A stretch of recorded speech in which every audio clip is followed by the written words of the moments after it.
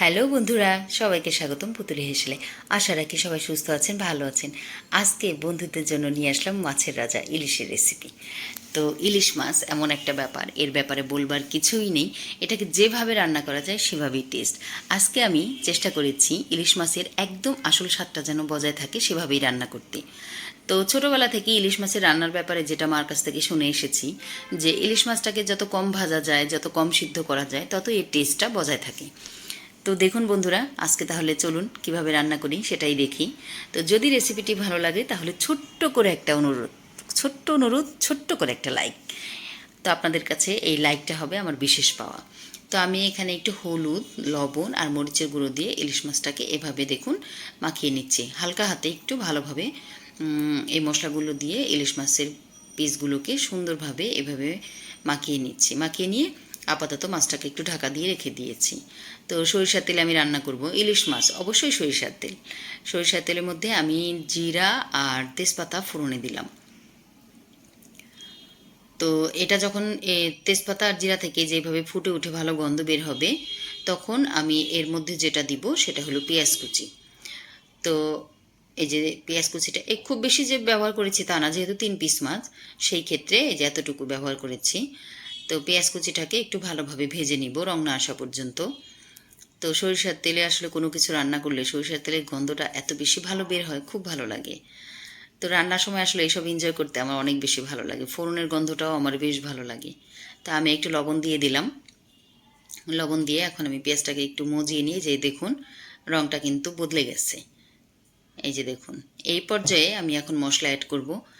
আমি প্রথম থেকেই বলছি যে আমি কিন্তু খুব বেশি মশলা দিয়ে এই মাছটা রান্না করব না।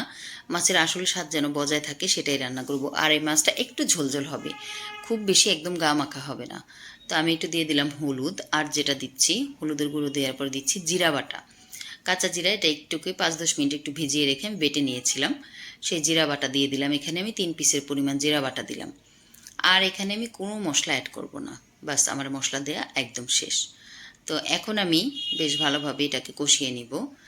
তো তার আগে যেটা করছি, এখানে দিচ্ছি কাঁচামরিচ। কাঁচামরিচগুলোকে আমি একটু মাঝখান থেকে কেটে নিয়েছি, দুভাগ করে নিয়েছি। তো কাঁচামরিচ দিয়ে দিলাম। কাঁচামরিচ দিলে ইলিশ মাছের সঙ্গে এত ভালো গন্ধটা আসে, খুব ভালো লাগে। তো মশলাটাকে এখন আমি খুব ভালোভাবে কষে নিব। এই তো দেখুন মশলা মোটামুটি কষা শেষ হয়ে গিয়েছে। নিচে কিন্তু একদম যেন না লেগে যায়, এই বিষয়টা একটু খেয়াল রাখতে হবে। এখন আমি পরিমাণ মতন ঝোল দিয়ে দিচ্ছি। এটা যে একদম পাতলা ঝোল হবে ব্যাপারটা ওরকম না, আবার একদম যে খুব বেশি ইলিশ মাছের গা মাখা হয়ে যাবে ব্যাপারটা ওরকমও না, একটু একটু ঝোল থাকবে, একটু মধ্যম আকারের ঝোল থাকবে। তো এখন আমি আর একটু লবণ এখানে দিয়ে দিলাম। তো লবণটা বুঝে দিতে হবে, যেহেতু মাছ মাখার সময়ে আমি আর একটু লবণ দিয়েছিলাম। তো ঝোলটা দেখি একটু জালটা বাড়িয়ে দিয়েছি, দিয়ে একটু ঢাকনা দিয়ে দিলাম। তো দেখি কিছুক্ষণ পরে এই যে ঝোলটা ফুটে উঠেছে। তো ঝোলটা ফুটে ওঠার পরে আমি একটু নাড়াচাড়া করে নিলাম, দেখি কি অবস্থা। তো আছে মোটামুটি ফুটছে, এটা আর একটু হবে। তো এখন আমি যেটা করব, আমি যে মাছ মেখে রেখেছিলাম সেই মাছগুলোকে ঝোলটা ফুটে ওঠার পর পরে দিয়ে দিব। তো মাছটা দিয়ে তারপরে ঝোলটা গাঢ় হবে, তাহলেই রান্না হয়ে যাবে। খুব বেশি সময় এটা একদমই লাগে না। তো বন্ধুরা, যদি রেসিপিটি ভালো লাগে, আবারও বলছি ছোট্ট একটা লাইক আর কমেন্টস করে অবশ্যই জানাবেন কীরকম লাগলো।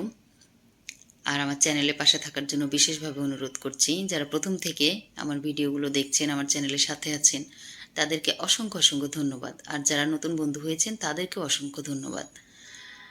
তো এই যে আমি মাছগুলোকে দিয়ে দিলাম, দিয়ে মাছের ডিমও ছিল সাথে একটু, সেটাও দিয়ে দিলাম। সেগুলো দিয়ে এখন আমি ঢাকা দিব।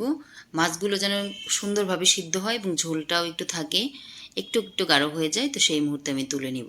এই যে দেখুন তরকারির রঙটা একদম চেঞ্জ হয়ে গিয়েছে, মাছও ভালো সিদ্ধ হয়ে গিয়েছে, আর ঝোলটা এই পর্যায়ে থাকবে। তো এটা এখন চুলা বন্ধ করে দিয়ে এটা নামিয়ে রাখলে আরেকটু টেনে যাবে। তো এখন আমি চুলা বন্ধ করে দিব।